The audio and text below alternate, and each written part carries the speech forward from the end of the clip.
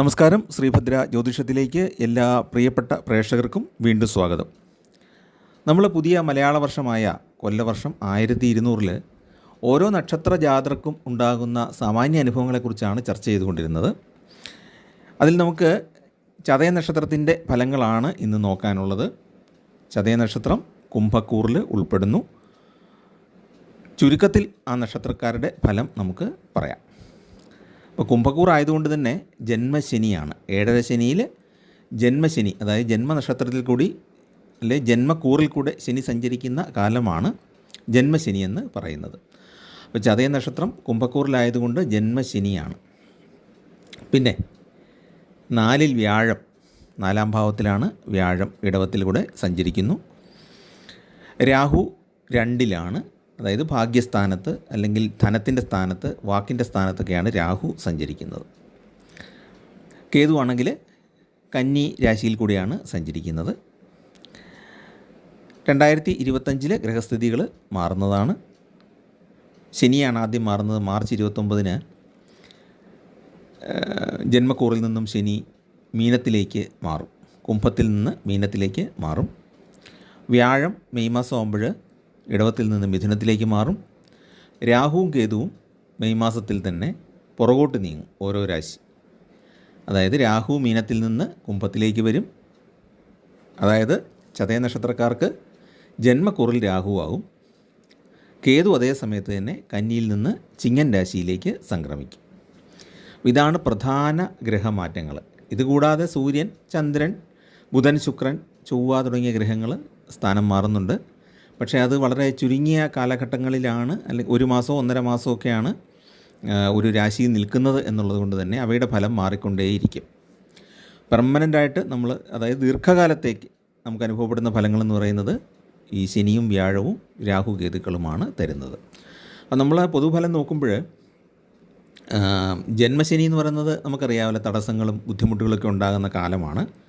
പക്ഷേ കുംഭക്കൂറിൽ സഞ്ചരിക്കുന്ന ശനി ആ രാശിനാഥൻ കൂടെയാണ്. മൂലത്രികോണ ക്ഷേത്രമാണ് ശനിക്ക്. അതുകൊണ്ട് തന്നെ മാരകമായ യാതൊരു ദോഷങ്ങളും ചെയ്യില്ല. കുറച്ച് ധനലാഭങ്ങൾ ഉണ്ടാക്കി കൊടുക്കും, ചില വ്യാപാര അവസരങ്ങൾ ഉണ്ടാക്കി കൊടുക്കും, പക്ഷേ തടസ്സങ്ങൾ സൃഷ്ടിക്കുകയും ചെയ്യും. എല്ലാം സ്മൂത്തായിട്ട് നടക്കുന്ന ഒരു കാലഘട്ടമായിരിക്കില്ല. എന്നാൽ അതേ സമയത്ത് തന്നെ വലിയ ദോഷകരവും ആയിരിക്കില്ല.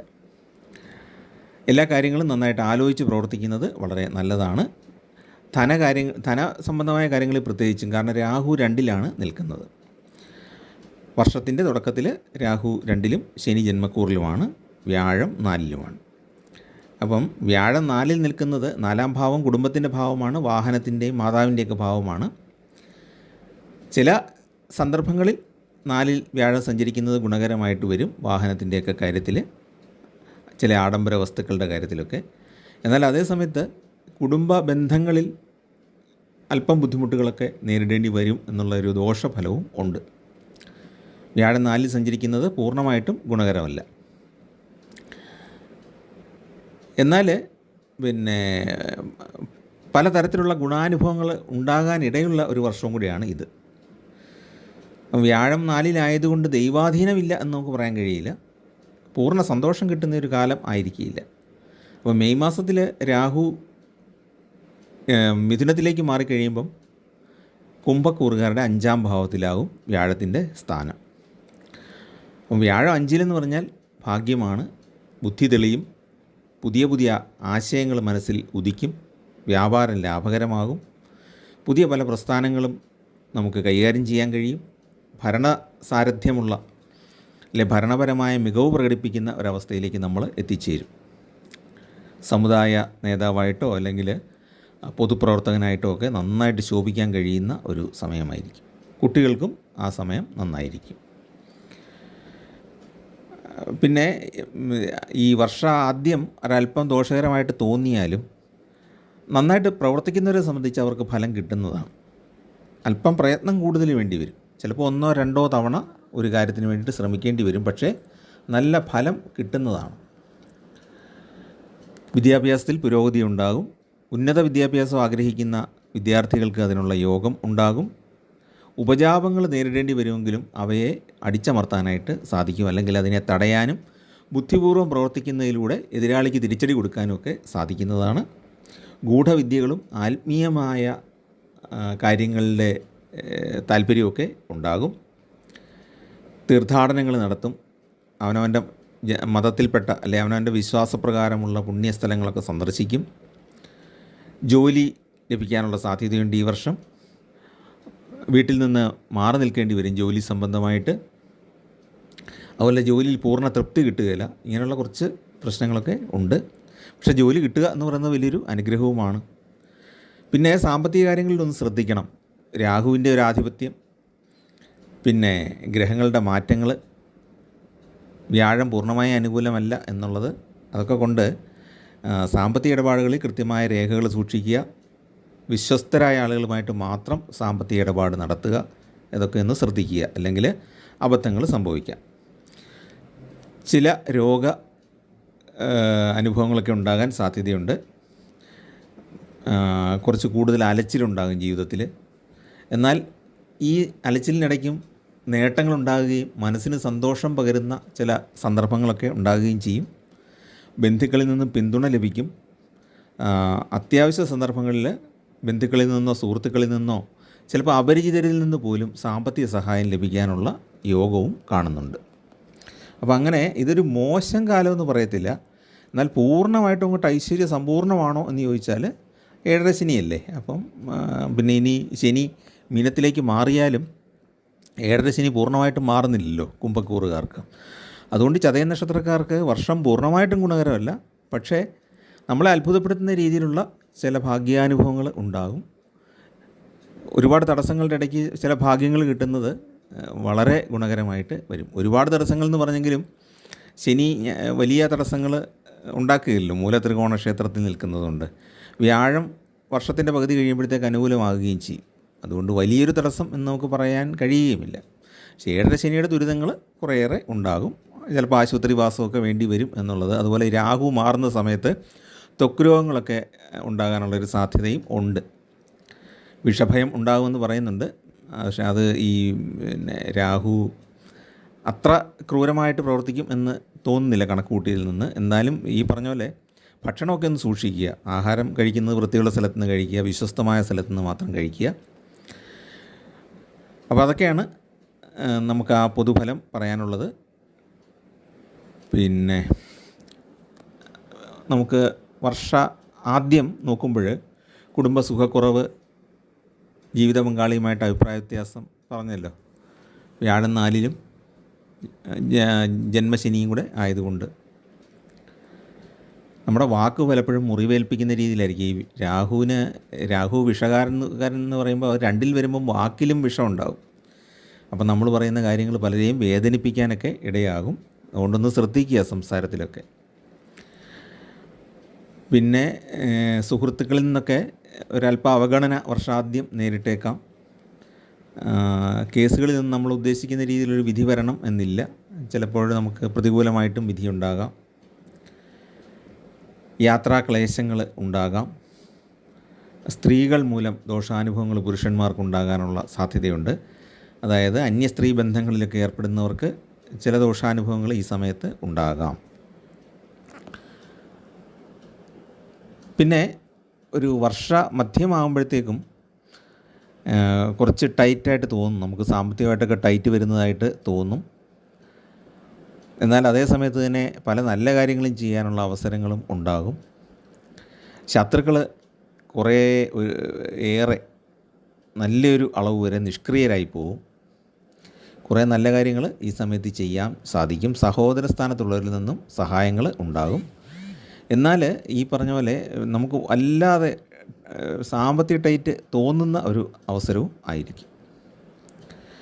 പിന്നെ അനാവശ്യമായ കുറേ ചിലവുകൾ ആ സമയത്തുണ്ടാകും. ഒരു കുംഭമാസമൊക്കെ ആകുന്ന സമയത്ത് അനാവശ്യമായിട്ട് കുറേ ചിലവുകൾ വന്നേക്കാം. തലവേദന പോലുള്ള അസുഖങ്ങൾ, ശിരസ്സിനസുഖം ഒക്കെ ഉണ്ടാകാനുള്ള സാധ്യതയുണ്ട്. വിഷു ആകുമ്പോഴത്തേക്കും കുറച്ചൊക്കെ ഒന്ന് മാറ്റം ഉണ്ടാവും. ജീവിത പങ്കാളിയുമായിട്ട് കൂടുതൽ അടുപ്പം ഉണ്ടാവും. സ്ഥാനമാനങ്ങളൊക്കെ ലഭിക്കുന്നതാണ്. ഹൃദയ സംബന്ധമായ പ്രശ്നങ്ങൾ ചിലർക്ക് ഉണ്ടാകാൻ സാധ്യതയുണ്ട്. കർക്കിടകൻ രാശിയുടെയും ഹൃദയവുമായിട്ട് ബന്ധപ്പെട്ട ഗ്രഹങ്ങളുടെയും ഒക്കെ സ്ഥാനം അനുസരിച്ച് സാധ്യതയുണ്ട്. ജനന സമയത്തുള്ള ഗ്രഹസ്ഥാനം അനുസരിച്ച് ഈ സമയത്ത് ഹൃദയ സംബന്ധമായ പ്രശ്നങ്ങൾ ഉണ്ടാകാം. കുടുംബപരമായിട്ട് ചില സങ്കീർണതകളൊക്കെ നേരിടേണ്ടി വരും. പിന്നെ മിഥുന മാസം ഒക്കെ ആകുമ്പോൾ, അതായത് വർഷാവസാനം ആകുമ്പോഴത്തേക്കും കുറച്ചുകൂടെ കാര്യങ്ങൾ മെച്ചപ്പെടും. വ്യാഴം 5ലേക്കാകും, പുത്രസുഖം ഉണ്ടാകും. പക്ഷേ പുത്രന്മാർ ചിലപ്പം അല്ലെങ്കിൽ പുത്രിമാർ കുറച്ച് ദൂരോട്ട് പോകുന്നത് കൊണ്ട് ഒരു ഫിസിക്കലി നമുക്ക് എന്നും അടുത്ത് കാണാനൊന്നും പറ്റിയെന്നിരിക്കുകയില്ല. ചിലപ്പം വീഡിയോ കോൾ വിളിക്കേണ്ടി വരും. ഇന്നിപ്പോൾ ഇത്രയും സാങ്കേതികവിദ്യ ഉള്ളപ്പം മകനോ മകൾക്കോ കുറച്ച് ദൂരെയാണ് ജോലി കിട്ടിയത്, അല്ലെങ്കിൽ അവർ പഠനത്തിന് വേണ്ടി പോയി എന്നുള്ളതൊന്നും വിഷമിക്കേണ്ട ഒരു കാര്യമല്ല. പക്ഷേ ജാതകഫലം അനുസരിച്ച് അല്ലെങ്കിൽ നമ്മുടെ ജ്യോതിഷഫലം അനുസരിച്ച് മക്കൾ അകന്ന് നിൽക്കും എന്ന് പറയുമ്പോൾ വേറൊരു സ്ഥലത്തേക്ക് പോകേണ്ടി വരും എന്ന് മനസ്സിലാക്കിയാൽ മതി. പിന്നെ ഉഷ്ണരോഗങ്ങളൊക്കെ ഈ വർഷാവസാനം കുറച്ച് അലട്ടിയേക്കാം. നമ്മൾ സഹായിച്ച ചില ആളുകൾ നമ്മളെ ഉപദ്രവിക്കാൻ സാധ്യതയുണ്ട്. എന്ന് പറഞ്ഞാൽ വേണ്ട സമയത്ത് അവർ നമ്മളെ സഹായിക്കുകയില്ല എന്ന് മാത്രമല്ല, ചില കുറ്റം പറച്ചിലുകളും അവരിൽ നിന്ന് നേരിടേണ്ടി വന്നേക്കാം. അതൊക്കെ നമുക്കൊരു വിഷമം ഉണ്ടാക്കും, മനസ്സിലൊരു വിഷമം ഉണ്ടാകാൻ സാധ്യതയുണ്ട്. എന്നാൽ വർഷം പൂർത്തിയായി അടുത്ത ചിങ്ങമാസത്തോടടുത്ത് തന്നെ പല പല കാര്യങ്ങളും നേട്ടമായിട്ട് കൈവരുന്നതാണ്. വിദ്യാർത്ഥികളെയൊക്കെ സംബന്ധിച്ച് ഉന്നത വിദ്യാഭ്യാസത്തിന് പ്രവേശനം കിട്ടുന്നതാണ്. സന്താനങ്ങൾ വളരെ ഗുണകരമായിട്ട് പ്രവർത്തിക്കുന്നതാണ്. അപ്പോൾ ചതയ നക്ഷത്രക്കാരെ സംബന്ധിച്ച് രാശിനാഥനായ ശനി 2ാം ഭാവത്തിലേക്ക് വരും. 7ര ശനി മാറുന്നില്ലെങ്കിലും രാഹു ധനസ്ഥാനത്ത് നിന്ന് മാറിയിട്ട് ശനി ധനസ്ഥാനത്തേക്ക് വരും. അപ്പോൾ കുറച്ചുകൂടെ മെച്ചമായിരിക്കും. അപ്രതീക്ഷിതമായ ചില ധനലാഭങ്ങളുണ്ടാകും. രാഹു ജന്മക്കൂറിൽ വരുമ്പോഴും ഈ ലോട്ടറി പോലുള്ള ചില നറുക്കെടുപ്പ് ഭാഗ്യക്കുറികളൊക്കെ ഉണ്ടല്ലോ, ഓരോരോ വ്യാപാര സ്ഥാപനങ്ങളൊക്കെ നടത്തുന്നത്, ആ ഭാഗ്യക്കുറികളിലൊക്കെ വിജയമുണ്ടാകാനുള്ള സാധ്യതയും ഉണ്ട്. അപ്പോൾ അതുകൊണ്ട് വർഷത്തിൻ്റെ പകുതിക്ക് ശേഷം സാമാന്യം ഗുണകരമാണ് എന്ന് പറയാം. പൂർണ്ണ ഗുണകരമല്ല, 7ര ശനിയുടേതായ ബുദ്ധിമുട്ടുകൾ ഉണ്ടാകാം. പിന്നെ വ്യാഴമാറ്റ സമയത്ത് ബിസിനസ്സിൽ പുരോഗതി ഒക്കെ സൃഷ്ടിക്കപ്പെടും. കുടുംബത്തിൽ സൗഖ്യമുണ്ടാകും. വിദ്യാഭ്യാസപരമായ ഉന്നതി ഉണ്ടാകും. ശനി 2ലേക്ക് വരുന്ന ആ ട്രാൻസിറ്റ് സമയത്ത് ശരീരസുഖത്തിന് കുറവുണ്ടാകും. ചെറിയ ചെറിയ രോഗങ്ങളൊക്കെ ഉണ്ടാകാം. പിന്നെ ജന്മശനി മാറുന്നതിൻ്റേതായ ഗുണങ്ങളുണ്ടാകും. പിന്നെ ശനി രാശിനാഥനായതുകൊണ്ട്, കൂറിൻ്റെ നാഥനായതുകൊണ്ട്, ജന്മക്കൂറിൻ്റെ നാഥനായതുകൊണ്ട് വലിയ തോതിലുള്ള ദോഷങ്ങൾ ഉണ്ടാവുകയില്ല. പക്ഷേ ആ ഗ്രഹം മാറുന്ന സമയത്ത് കുറച്ച് നമ്മളെ ഞെരുക്കുന്നതായിട്ട് അനുഭവപ്പെടും. ഈ രാഹുവിൻ്റെ മാറ്റസമയത്ത് ബിസിനസ്സിൽ ചെറിയൊരു ലാഗിങ്, അല്ലെങ്കിൽ നമുക്ക് ബിസിനസ് നീങ്ങുന്നില്ല എന്നുള്ളൊരു തോന്നലൊക്കെ ഉണ്ടാകാം. രാഹുവും കേതുവും മാറുവാണല്ലോ. അപ്പം നമുക്കൊരു മനസ്സമാധാനക്കുറവ് പോലെ തോന്നാം. പക്ഷേ ആശങ്കപ്പെടേണ്ട കാര്യമൊന്നുമില്ല. ഏതാനും ആഴ്ചകൾക്കുള്ളിൽ തന്നെ പഴയ രീതിയിലേക്ക് തിരിച്ചു വരാനായിട്ട് സാധിക്കും. പിന്നെ നമുക്ക് അടുത്തതായിട്ട് പരിഹാര കർമ്മങ്ങളിലേക്ക് നോക്കാം. സൂര്യദശ, ശനിദശ, കേതുദശ അല്ലെങ്കിൽ ഇവയുടെ അപഹാരങ്ങൾ ഇപ്പം അനുഭവിച്ചുകൊണ്ടിരിക്കുന്ന ആൾക്കാർ യഥാവിധി പരിഹാരം അനുഷ്ഠിക്കണം. അപ്പോൾ സൂര്യന് ദോഷസ്ഥാനത്താണ് ജാതകത്തിൽ കൂടെ നിൽക്കുന്നതെങ്കിൽ തീർച്ചയായിട്ടും പരിഹാരങ്ങൾ ചെയ്യണം. ശിവക്ഷേത്രത്തിൽ ദർശനം നടത്തുക. ജാതകത്തിലും സൂര്യൻ മോശമാണ്. ദശാകാലം കൊണ്ട് സൂര്യൻ മോശമായിട്ട് വരുമ്പോൾ സൂര്യക്ഷേത്രത്തിൽ തന്നെ ദർശനം നടത്തുക. രാവിലെ ഉദിച്ചു വരുന്ന സൂര്യനെ നോക്കിയിട്ട് ആദിത്യഹൃദയ മന്ത്രം ജപിക്കുക. ഇതൊക്കെ വളരെ നല്ലതാണ്. പിന്നെ ചതയനാളിൽ രാഹുപൂജ ചെയ്യുന്നത് നല്ലതാണ്. തീർച്ചയായിട്ടും 7ര ശനിക്കാലമായതുകൊണ്ട് ശാസ്താവിന് വഴിപാട് ചെയ്യാൻ മറന്നു പോകരുത്. ആദ്യമേ തന്നെ ഇത് പറയേണ്ടതായിരുന്നു. ശാസ്താവിന് ഏറ്റവും കുറഞ്ഞത് മാസത്തിലൊരു നെയ്വിളക്കെങ്കിലും സമർപ്പിക്കണം. നന്നായിട്ട് പ്രാർത്ഥിക്കണം. ശനിയെക്കൊണ്ടുള്ള ദോഷങ്ങളൊക്കെ മാറാനും ശനി നൽകുന്ന കുറേ ആനുകൂല്യങ്ങളുണ്ട്. കൃഷി സംബന്ധമായിട്ടും ഭൂമി സംബന്ധമായിട്ടും, അല്ലെങ്കിൽ ഏതെങ്കിലും പ്രതിസന്ധി ഘട്ടത്തിൽ നമ്മൾ ഒരു വഴിയും കണ്ടെത്താതിരിക്കുമ്പോൾ ചിലപ്പോൾ ശനിയുടെ ഒരു അനുഗ്രഹം അവിടെ ഉണ്ടാകും. ആരെങ്കിലും വന്ന് നമ്മളെ സഹായിക്കും. ശനി പൂർണ്ണമായിട്ടും ദോഷകരനല്ല എന്നുള്ളത് പ്രധാനമായിട്ടും അറിഞ്ഞിരിക്കുക. അപ്പോൾ ആ ആനുകൂല്യം നമ്മളിലേക്ക് എത്തിച്ചേരാൻ വേണ്ടിയിട്ട്, അല്ലെങ്കിൽ യഥാർത്ഥത്തിലുള്ള നമ്മളെ സഹായിക്കുന്ന ആളിനെ നമുക്ക് കണ്ടെത്താനായിട്ടുള്ളൊരു ദൈവാധീനം കിട്ടാൻ വേണ്ടിയിട്ട് ശാസ്താവിന് വഴിപാടുകൾ ചെയ്യുക. നവഗ്രഹ ക്ഷേത്രത്തിൽ ശനിക്ക് പട്ട് സമർപ്പിക്കുക, അർച്ചന ചെയ്യുക. അപ്പോൾ അതുകൊണ്ട് തീർച്ചയായിട്ടും 7ര ശനി ആയതുകൊണ്ട് തന്നെ ചതയ നക്ഷത്രക്കാർ ശനി ഭഗവാന് വേണ്ട കാര്യങ്ങൾ ചെയ്യുക. കേതു ദശാപഹാരത്തിലുള്ളവർ ഗണപതിക്ക് വഴിപാട് ചെയ്യണം. പിന്നെ സർപ്പദൈവങ്ങൾക്ക് വഴിപാട് ചെയ്യണം, രാഹു കേതുക്കളെ കൊണ്ടുള്ള ബുദ്ധിമുട്ടുകൾ മാറാൻ വേണ്ടിയിട്ട്. ചതയ നക്ഷത്രത്തിലും അനുജന്മ നക്ഷത്രങ്ങളായ തിരുവാതിര, ചോതി നക്ഷത്രങ്ങളിലും ക്ഷേത്ര ദർശനം ചെയ്താൽ അത് കൂടുതൽ ഗുണകരമാണ്. ക്ഷേത്ര ദർശനം ചെയ്യുമ്പോൾ ആൽപ്രദക്ഷിണം കൂടെ ചെയ്യുന്നത് വളരെ നല്ലതാണ്. പിന്നെ വിഷ്ണു ഭഗവാന് ഒരു താമര മുട്ട് വാങ്ങി സമർപ്പിക്കുന്നത് നല്ലതാണ്. അല്ലെങ്കിൽ താമര ഇതൾ കൊണ്ടുള്ള അർച്ചനയുണ്ട്. ഇതിലേതെങ്കിലും ഒന്ന് ഈ വർഷം ഒന്ന് ചെയ്യുന്നത് നല്ലതാണ്. ധനപരമായിട്ട് നിങ്ങൾക്കുണ്ടാകാൻ ഇടയുള്ള ബുദ്ധിമുട്ടുകൾ നല്ലൊരു പരിധിവരെ മാറ്റിവിടുന്നതാണ്. അതായത് കടത്തിലൊന്നും മുങ്ങിപ്പോകാതെ നമുക്ക് കടങ്ങൾ കുറച്ച് വീട്ടാൻ സാധിക്കുകയും പിന്നെ ഒരുപാട് അങ്ങോട്ട് നമ്മൾ സാമ്പത്തികമായിട്ട് തകർന്നു പോകാതെയൊക്കെ രക്ഷിക്കാനായിട്ട് വിഷ്ണു ഭഗവാന്റെ അനുഗ്രഹം ഉണ്ടാകുന്നതാണ്. വ്യാഴം 5ലേക്ക് മാറുമ്പോൾ നമുക്ക് കുറേയൊക്കെ ആദ്യം സംഭവിക്കുന്ന നഷ്ടങ്ങളൊക്കെ തിരിച്ചു പിടിക്കാനും സാധിക്കുമല്ലോ. അപ്പോൾ അതിനൊക്കെ വേണ്ടിയിട്ടാണ് വിഷ്ണു ഭഗവാനും വഴിപാട് ചെയ്യാനായിട്ട് പറയുന്നത്. പിന്നെ രോഗാദി ദുരിതങ്ങളുള്ള സമയത്ത് മഹാദേവന് കൂവളമാല സമർപ്പിക്കുക, കൂവളത്തില കൊണ്ട് അർച്ചന ചെയ്യുക. അപ്പോൾ ഇത്രയൊക്കെ ചെയ്തു കഴിഞ്ഞാൽ നമുക്ക് ബുദ്ധിമുട്ടില്ലാതെ പോകാം. സർവോപരി കുടുംബദേവതയ്ക്കുള്ള വഴിപാടുകൾ കൃത്യമായിട്ട് ചെയ്യുക.